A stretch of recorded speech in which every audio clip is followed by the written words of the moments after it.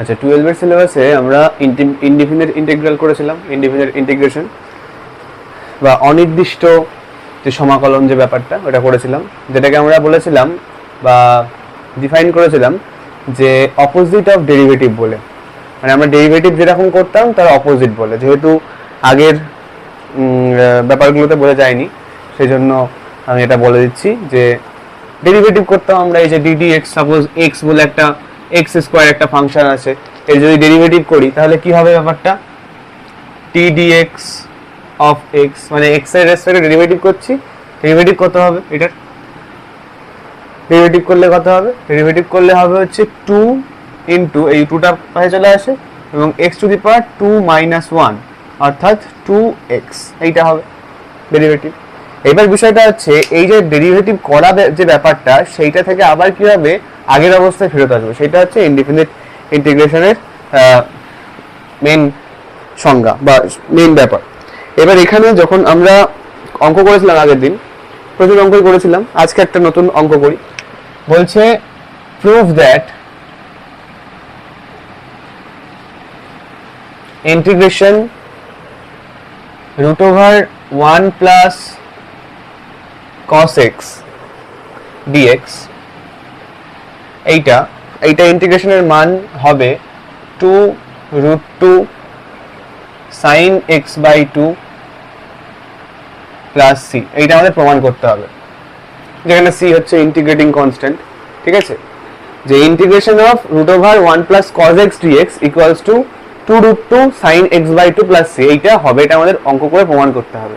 তাহলে এই অঙ্ক যখন থাকবে তখন আমরা কি করব, খুব সহজ জিনিস, আমরা এইটুকু পার্ট লিখে নেব, এটা LHS আমাদের। ঠিক আছে, এইটা আমরা লিখে নেব, এখান থেকে কিভাবে ক্যালকুলেশন করব, এটা আমাদের LHS লিখে দিলাম, এটা হচ্ছে আমাদের LHS। ঠিক আছে, তাহলে এখান থেকে আমরা ক্যালকুলেশন করব। তা আমরা জানি যে 1 plus cos x এই যে ব্যাপারটা, এই ব্যাপারটাকে আমরা কি লিখতে পারবো, 1 plus cos x এই ব্যাপারটাকে আমরা কি লিখতে পারবো, খেয়াল করে দেখবে, এটাকে আমরা লিখতে পারবো নাকি যে 2 cos square x by 2, মানে আমরা যেহেতু জানতাম যে 1 plus cos 2x equals to 2 cos square x, সেই সূত্র থেকে পেলাম 1 plus cos 2x equals to 2 cos square x। তাহলে এখানে আছে 1 plus cos x, তাহলে আমরা পেয়ে যাচ্ছি 2 cos square x dx।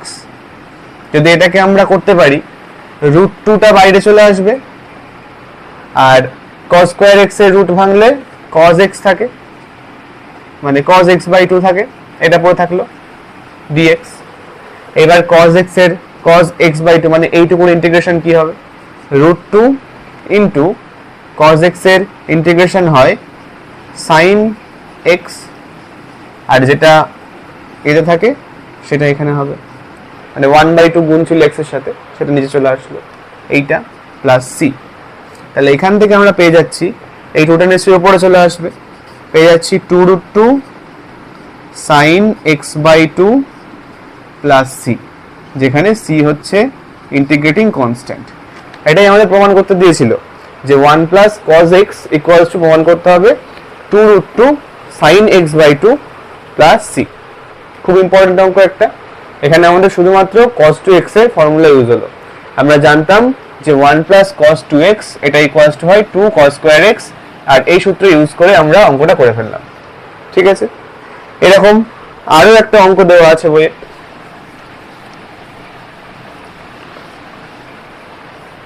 খুব ইম্পর্টেন্ট অঙ্ক, সেই অঙ্কটাও প্রমাণ করতে বলেছে integration 1 plus sin 2x dx equals to sin x minus cos x plus c। এটা প্রমাণ করতে বলেছে integration 1 plus sin 2x equals to হবে sin x minus cos x plus c, এটা প্রমাণ করতে হবে। তাহলে এই জায়গা থেকে আমরা কি প্রমাণ করতে পারি, আমরা এইটুকুকে যদি লিখে নিই, মানে এইটুকুকে আমরা আপাতত বাদের খাতায় রাখলাম, ওইটুকুকে আমরা প্রমাণ করব তাহলে এখান থেকে আমরা কি লিখতে পারি, এই 1টাকে যদি আমি কনভার্ট করে লেখার চেষ্টা করি যে cos square x plus sin square x, 1টাকে এটা লিখতে পারি।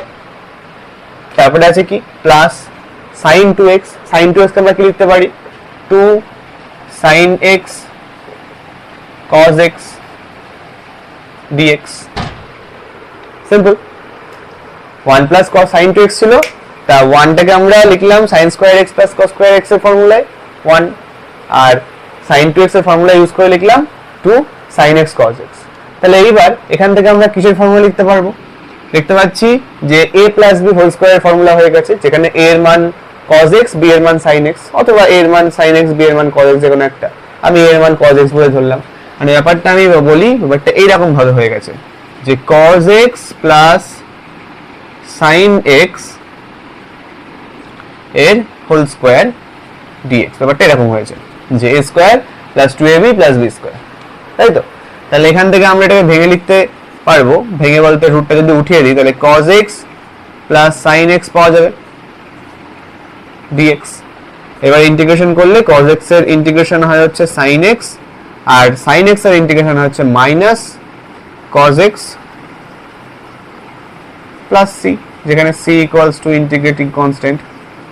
এটাই প্রমাণ করতে দিয়েছিল, ঠিক আছে। খুব ইম্পর্টেন্ট অঙ্ক এবং অ্যাজ ওয়েল এজ সহজ অঙ্ক, ঠিক আছে। এই অঙ্কটা ছিল, আরো কিছু অঙ্ক আছে, যেমন এই অঙ্কটা খুব পরীক্ষায় আসে, দেখিয়ে দিই। এই অঙ্কগুলো খুব মনোযোগ দিয়ে করবে, খুব সহজ অঙ্ক।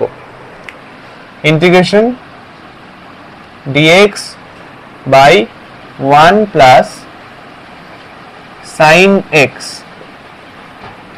এইটাকে কিছু একটা প্রমাণ করতে বলেছে। এটা প্রমাণ করতে বলেছে এটা ইকুয়ালস টু হবে হচ্ছে tan x minus sec x plus c, এইটা হবে বলেছে। তাহলে কিভাবে প্রমাণ করব, এইটা কিভাবে প্রমাণ করতে পারি আমরা, কিভাবে প্রমাণ করতে পারি, যখন এরকম অঙ্ক থাকবে আমরা এটাকে কি করতে পারি, এই যে 1 প্লাস sin x আছে, তাহলে 1 প্লাস sin x এর সাথে ওপরে এবং নিচে 1 মাইনাস sin x ও গুণ করে নিলাম, ওপরেও তাই গুণ করে নিলাম 1 মাইনাস sin x dx, ঠিক আছে। তাহলে নিচে কত হয়ে গেল, ওপরে যা আছে থাকলো, ওপরে আছে 1 মাইনাস sin x, নিচে আছে হচ্ছে 1 minus sin square x dx। Now 1 minus sin square x equals to cos square x, তাহলে 1 minus sin x by cos square x দাঁড়াচ্ছে, ব্যাপারটা এরকম, তাই তো। এখানে আমরা 1 minus sin x দিয়ে উপর নিচে গুণ করে নিলাম, তাহলে ব্যাপারটা একই থাকলো, এবং তারপর এখানে সূত্রটা বসিয়ে দিলাম a minus b into a plus b equals to a square minus b square, সেই ফর্মুলা বসে গেল, আর উপরটা যা আছে তাই থাকলো। এবার উপরটা এবং তারপরে নিচেরটা চেঞ্জ করে দিলাম, 1 minus sin square x মানে হচ্ছে cos square x, যেহেতু sin square x plus cos square x equals to 1, সেখান থেকে আমরা এটা পাই যে 1 minus sin square x equals to cos square x। এইবার আমরা এটা কি করব, যদি ডিভাইড করে লিখি যে 1 by cos square x dx minus sin x by cos square x dx, যদি এরকম লিখি ব্যাপারটা কেমন দাঁড়াচ্ছে, আরেকটু ভালোভাবে লিখি। 1 minus cos square x মানে হচ্ছে sec square x minus sin x by cos square x মানে হচ্ছে আমরা লিখতে পারি sec x tan x dx, লিখতে পারি। এবার আমরা সূত্র জানি, আমরা জানতাম যে tan x এর ডেরিভেটিভ হয় হচ্ছে sec square x, আর sec x এর ডেরিভেটিভ হয় হচ্ছে sec x tan x। তাহলে এখান থেকে কি পাচ্ছি, নিচের লাইন থেকে, যে এই ব্যাপারটা integration of sec square x dx, এখান থেকে আমরা পাবো কত, tan x, এই ইন্টিগ্রেশনটার মান পাবো হচ্ছে tan x। তারপরে আছে minus sec x tan x, তাহলে এর ইন্টিগ্রেশন কত হবে, sec x, আর তো কিছু নেই, প্লাস c, এই যে এটা প্রমাণ করতে বলেছিল বেরিয়ে গিয়েছে, যেখানে c equals to integrating constant, অবশ্যই লিখতে হবে। খুব ভালো একটা অঙ্ক, ঠিক আছে, সলভ করবে, ভালো লাগবে। এরকমই কিছু প্রমাণ আছে, আরো একটা প্রমাণ দেখাই। বইয়েরই অঙ্ক প্রমাণ করতে বলেছে যে ইন্টিগ্রেশন অফ cos x বাই root over 1 plus sine X DX এটা ইকুয়ালস টু কিছু একটা হবে। এটা equals to 2 into sine X by 2। এটা ইকুয়ালস টু প্রমাণ করতে হবে যে 2 into sine X by 2 plus cos x by 2 plus c, এটা প্রমাণ করতে হবে। ঠিক আছে, এই ইন্টিগ্রেশনটা করতে হবে। যদি পারা যায় তাহলে ভিডিও পজ করে নিজে করবে, আর না পারলে বা চেষ্টা করার পরে যদি না হয় বেড়ে যায় তাহলে আমি তো দেখিয়ে দিচ্ছি, অসুবিধা নেই, আবার ভিডিও প্লে করে নেবে, দেখতে হবে। ঠিক আছে, আচ্ছা নেক্সট অঙ্কটা করি তাহলে। এবার কিভাবে করব খেয়াল করবে, এই যে অঙ্কটা এইখানে আমরা এই যে ব্যাপারটা রয়েছে root over 1 plus sine X, এই ব্যাপারটাকে আমরা ভেঙে কিভাবে লিখতে পারি? এই ব্যাপারটাকে আমরা লিখতে পারি আগেরটার মতো, cos square X plus sine square X plus 2 sine X cos X. তাহলে এখান থেকে পেয়ে যাওয়া যাচ্ছে যে cos x plus sine X তার হোল স্কোয়ার রুট ওভার, অতএব এটার মান দাঁড়াচ্ছে cos x plus sine X. তাহলে আমার এইটার মান পেলাম এইটা, আর উপরে কি আছে cos এক্স। আমাদের যে ভগ্নাংশ দেওয়া আছে তার হরের মানটা আমরা বের করে ফেললাম, এইটা হবে হরের মান root over 1 plus sine X মানে এইটা। আর cos এক্স এটা আমরা ইন্টিগ্রেশনের মধ্যেও করতে পারতাম, আলাদা করে নিচ্ছি তাহলে সুবিধা হবে আর কি। cos এক্স মানে কত? cos এক্স এর জায়গায় আমরা cos 2x এর ফর্মুলা অ্যাপ্লাই করব। cos x ইকুয়ালস টু হবে cos square x by 2 minus sin square x by 2, তাই তো? এইটা হবে cos square x by 2 minus sin square x by 2, sorry এটা হচ্ছে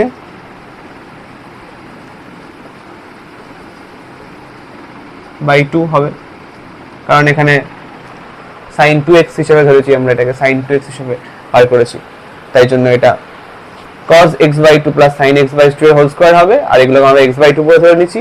তাহলে ব্যাপারটা এরকম আসছে। তাহলে আমরা cos x সমান সমান পাচ্ছি হচ্ছে cos square x by 2 minus sin square x by 2, আর root over 1 plus sin x মানে হচ্ছে cos x by 2 plus sin x by 2। ব্যাপারটা করে দেখাই। তাহলে cos x সমান সমান লিখতে পারি cos square x by 2 minus sin square x by 2, আর নিচে 1 প্লাস sin x, এটাকে কি লিখতে পারি আমরা? একটু আগে বার করলাম যে cos x by 2 plus sin x by 2, তাই তো dx। ওপরের a square minus b square formula যদি বসাই তাহলে কি পাওয়া যাবে? cos x by 2 plus sin x by 2 into cos x by 2 minus sin x by 2 by নিচে আছে cos x by 2 plus sin x by 2 dx। তাহলে কাটাকুটি হয়ে যাচ্ছে, এইটা আর এই টার্মটা ক্যান্সেল আউট হয়ে যাচ্ছে। তাহলে এখান থেকে আমাদের পড়ে থাকছে কি integration of cos x by 2 minus sin x by 2 dx, এইটা আমাদের ইন্টিগ্রেশনের ভিতরে পড়ে থাকছে। তাহলে আমাদের ইন্টিগ্রেশন করতে হবে শুধুমাত্র এই পার্টটাকে।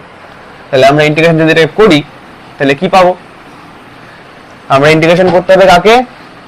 Integration cos x by 2 minus sin x by 2 dx, এইটাকে ইন্টিগ্রেশন করতে হবে। যদি ইন্টিগ্রেশন করি cos x এর ইন্টিগ্রেশন আমরা জানি sin x, তাহলে এখানে হবে হচ্ছে sin x by 2 by 1 by 2, এইটা এই পার্টটার ইন্টিগ্রেশন। আর এখানে sin x আছে, আবার sin x এর ইন্টিগ্রেশন হয় হচ্ছে মাইনাস cos x, তাই এখানে মাইনাস মাইনাস প্লাস হয়ে গেল cos x by 2 by 1 by 2 plus c। এটা যদি ভালো করে লিখি তাহলে 2 sine X by two plus 2 cos x by two plus C. যদি 2 কমন নেওয়া যায় তাহলে পাওয়া যাবে 2 sin x by two plus cos x by two plus C. এটাই আমাদের প্রমাণ করতে বলেছিল এবং c equals to integrating constant. ঠিক আছে, এইভাবে হবে অঙ্কটা। খুব ভালো অঙ্ক, শুধুমাত্র আমাদের এখানে cos 2x এর ফর্মুলাটা ইউজ হলো, তারপরে a square minus b square formula করে ওই উপর নিচে ক্যান্সেল আউট করে এই ব্যাপারটা চলে আসলো, সহজ ব্যাপারটা চলে আসলো।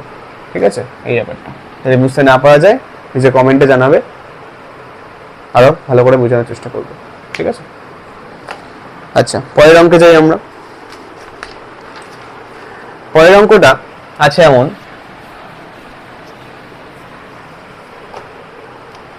প্রমাণ করতে বলেছে integration sin 7x into cos 3x dx, এইটা সমান সমান প্রমাণ করতে হবে minus of 1/20 cos 10x plus 1/8 cos 4x plus C. এটা প্রমাণ করতে হবে। কি করে করবো? অতএব LHS কি লেখা আছে দেখে নি। LHS লেখা আছে integration of sin 7x into cos 3x dx। তাহলে 11 এ পড়েছিলাম ত্রিকোণমিতির সূত্র, মনে আছে? কি সূত্র? sin a into sin b, sin a into sin b, 2 sin a into sin b। তাহলে আমি যদি ব্যাপারটা এইভাবে লিখি, half into 2 sin of 7x into cos of 3x, তাহলে এটা sin 2 sin a cos b এর ফর্মুলায় এসছে, ফর্মুলায় করা যাবে 2 sin a sin cos b। Formula কি ছিল?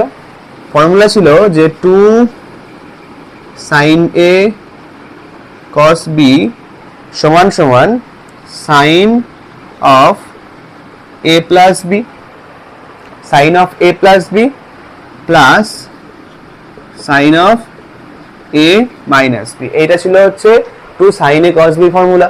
তাহলে এই ফর্মুলাটা আমরা এখানে ইউজ করতে পারবো, ঠিক কিনা? এটা ফর্মুলাটা ইউজ করতে পারবো, পরিষ্কার দেখা যাচ্ছে। আমাদের অঙ্কের মধ্যে ফর্মুলা দেখতে পেতে হবে, তাহলে আমাদের অঙ্কগুলো সহজ লাগবে আরো। তাহলে এই ফর্মুলাটা যদি এখানে ইউজ করি তাহলে কি করা যাবে? এখানে পড়ে থাকলো হাফ, তাহলে এখানে পেয়ে গেলাম হচ্ছে sin a plus b, মানে হচ্ছে 7x plus 3x plus sin of a minus b, অর্থাৎ 7x minus 3x।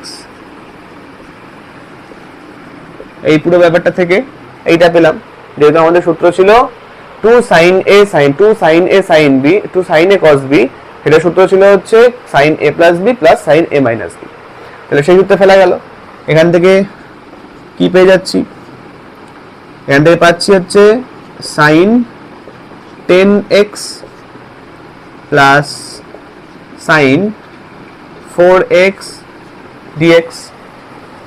sin x এর ডেরিভেটিভ হচ্ছে মাইনাস cos x, তাহলে মাইনাস তো বাইরে বেরিয়ে আসছে, বা আমি যদি এভাবেই লিখি, এই পুরোটাকে যদি মাইনাসের মধ্যে রাখি, যে মাইনাস cos 10x বাই 10, এইটা হচ্ছে sin 10x এর ইন্টিগ্রেশন, আর এই sin 4x এর ইন্টিগ্রেশন হচ্ছে মাইনাস cos 4x বাই 4, তাই তো?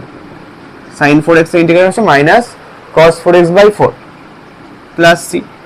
এইবার যদি আমরা ওই মাইনাসটাকে বাইরে বের করে আনি এবং এইগুলোকে বাইরে বের করে আনি, বা এই পুরোটাকে এই 1/2 দিয়ে গুণ করে দিই ভেতরে, তাহলে কি পাবো? শুধু মাইনাস বাইরে বের করে এনে উত্তর মেলানোর জন্য করছি 1/20 cos 10x plus 1/8 cos 4x plus C. আমাদের উত্তরের এক্সপ্রেশনটা এরকম ছিল, এই যে, ঠিক আছে? এইরকম একটা অঙ্ক পরীক্ষায় থাকতেই পারে, থাকলে ঘাবড়ালে হবে না। আমাদের সূত্র আমাদের জানাই ছিল, এই সূত্র আমরা করেছি আগে, তো সেই সূত্র অ্যাপ্লাই করে ফেলতে হবে। নেক্সট অঙ্কটি আছে integration cos 5x plus cos 4x by 1 minus 2 cos 3x dx।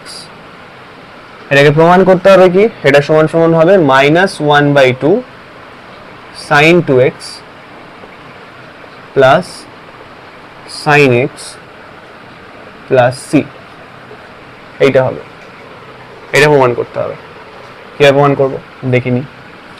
Integration of cos 5x plus cos 4x by 1 minus 2 cos 3x dx। তাহলে এইখান থেকে আমরা এই ওপরের পার্টটা cos c plus cos d এর সূত্র ভেঙে লিখতে পারি। তাহলে cos c plus cos d এর সূত্র ভেঙে লিখলে কি হবে, 2 cos a plus b, 2 cos a plus b by 2 cos c এর সূত্র। তাহলে cos a plus b মানে হচ্ছে 5x plus 4x মানে হচ্ছে 9x by 2, এটা হচ্ছে 2 cos a plus b by 2 into cos a minus b by 2, তাহলে 5x minus 4x is x by 2। নিচের যে পার্টটা আছে সেই পার্টের যে cos 3x আছে এই পার্টটাকে আমরা cos 2x বলে কল্পনা করতে পারি। cos 2x equals to হয় 2 cos square x minus 1, তাহলে এখান থেকে আমরা লিখতে পারি 2 cos square 3x by 2 minus 1 dx, এটা লিখতে পারি। তাহলে সেখান থেকে আমরা যেটা পাচ্ছি সেটা হচ্ছে 2 cos 9x by 2 cos x by 2 by 1 minus 4 cos square 3x by 2 plus 2 dx। আরো ভেঙে লিখলে এখান থেকে পাওয়া যায় cos 9x by 2 cos x by 2, নিচে পাওয়া যায় 2 আর 1 3 minus 4 cos square 3x by 2 dx। এই পার্টটা আসে, ন্যাচারাল ক্যালকুলেশন এখান থেকে এতদূর আসছে। এইবার আমরা ফার্দার ক্যালকুলেশনের জন্য উপরে আর নিচে 3x by 2 গুণ করে নেব, তাহলে এই পার্টটা আমরা cos 3x এর ফর্মুলা পেয়ে যাব। cos 3x এর ফর্মুলা কি ছিল, cos 3x এর ফর্মুলা ছিল 4 cos cube x minus 3 cos x, এইটা হচ্ছে cos 3x এর ফর্মুলা। তাহলে সেটা আমরা এখানে দেখতে পাচ্ছি, জাস্ট মাইনাসটা কমন নিতে হবে। তাহলে আমরা যদি ব্যাপারটা এমন করি যে উপরে এবং নিচে এই জায়গাতে উপরে এবং নিচে cos 3x by 2 দিয়ে গুণ করে দিই, তাহলে এক্সপ্রেশনটা কেমন দেখতে আসবে একটু দেখি। এখানে উপরে এবং নিচে মাইনাস cos 3x by 2 দিয়ে গুণ করলাম, সরি হ্যাঁ cos 3x by 2 দিয়ে গুণ করলাম, তাহলে উপরে আসছে cos 9x by 2 ছিলই, cos x by 2 তো ছিলই, এর সাথে অ্যাড করলাম এইটা, আর নিচে 3 cos 3x by 2 হয়ে গেল মাইনাস 4 cos স্কয়ার ছিল, cos square x by 3x by 2 ছিল, cos কিউব 3x by 2 হয়ে গেল।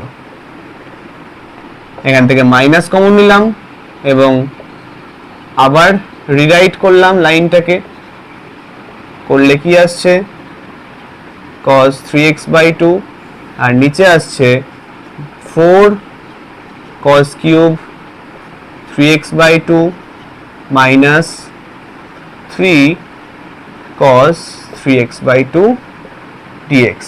এই যে সূত্র cos 3x এর, সেই সূত্রটা আমরা এখানে দেখতে পাচ্ছি। ঠিক আছে, তাহলে এখানে যদি cos 3x এর সূত্র বসাই তাহলে পাচ্ছি minus 2 cos 9x by 2 cos x by 2 cos 3x by 2, নিচে হয়ে যাচ্ছে cos 3 into 3x by 2, এটা দাঁড়াচ্ছে 3 into 3x by 2 মানে হচ্ছে cos 9x by 2 পাশে dx, তাহলে 9x by 2 9x by 2 কেটে যাচ্ছে, তাহলে কি পড়ে থাকছে, পড়ে থাকতে হচ্ছে minus integration 2 cos x by 2 cos 3x by 2 dx এইটা পড়ে থাকছে, বা আমরা এটাকে 3x by 2 আগে লিখলাম আর x by 2 টাকে পরে লিখলাম, এরকমও করতে পারি। ঠিক আছে, এটা কেন করলাম? কারণ এখানে একটা সূত্র অ্যাপ্লাই করব। এই সূত্রটা কিসের?